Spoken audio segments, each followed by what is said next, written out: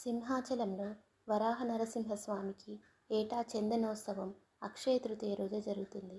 ఈరోజు మూల విరాట్ మీద ఉన్న చందనాన్ని తొలగించి స్వామివారి నిజరూపాన్ని దర్శించే భాగ్యాన్ని కల్పిస్తారు. దాదాపు 12 గంటల పాటు ఈ నిజరూప దర్శనం సాగిన తర్వాత తిరిగి స్వామివారికి చందనాన్ని అలంకరిస్తారు. ఇదంతా అక్షయ తృతీయ రోజునే జరగడానికి కారణం ఏమిటంటే, పూర్వం తన భక్తుడైన ప్రహ్లాదుని కాపాడేందుకు విష్ణుమూర్తి నరసింహ అవతారం దాల్చిన విషయం తెలిసిందే.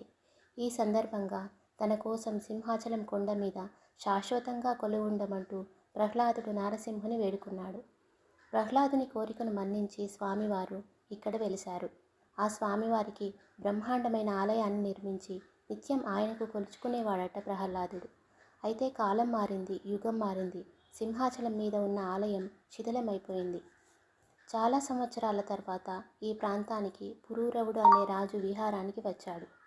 అప్పుడు ఆయనకు స్వామివారు కలలో కనిపించి తన విగ్రహం ఒక పుట్ట చేత కప్పబడి ఉందని, ఆ పుట్టని తొలగించి తనని దర్శించమని చెప్పారు. అప్పుడు పురూరవ మహారాజు సహస్ర ఘటాలతో పుట్ట మీద నీరు పోసి స్వామివారి నిజరూపాన్ని దర్శించారు. ఇదంతా జరిగింది అక్షయ తృతీయ రోజునే అని స్థల పురాణం చెప్తుంది.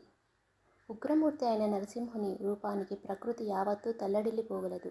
అందుకనే తన మీద చందనాన్ని లేపనం చెయ్యమని పురూరవునికి నరసింహుడు ఆదేశించాడు.